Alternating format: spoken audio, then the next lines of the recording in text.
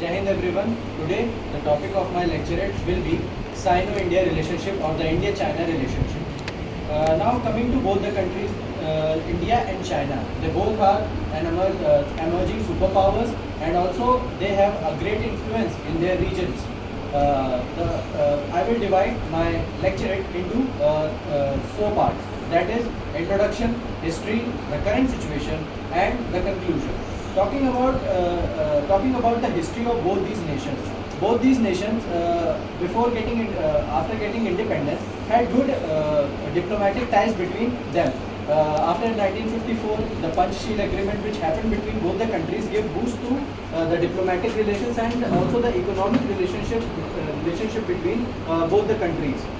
But after that, the territorial disputes occurred between both the countries along the line of actual control, where two regions, the Arunachal Pradesh and from China the Aksai Chin. Arunachal Pradesh being administered by India and Aksai Chin being administered by China.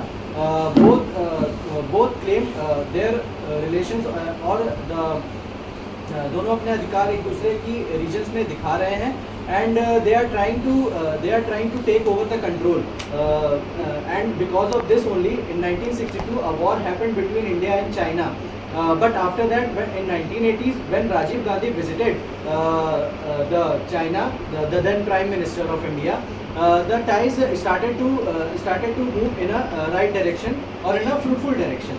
But now also the territorial disputes are occurring between both of them. As we all know, recently in 2020 the Galwan Valley fight between both the countries gave casualties to both the sides and deteriorated the diplomatic ties between both of them. Also talking about the China's influence, China deciding to take the control by influencing its presence with Pakistan. It is investing heavily in Pakistan, and also they have formed China-Pakistan Economic Corridor, which makes trade in India difficult. Also, India is in trade deficit with China. Though the relationship between both the countries are not that good, but still China is one of the biggest trading partners of India in the sector.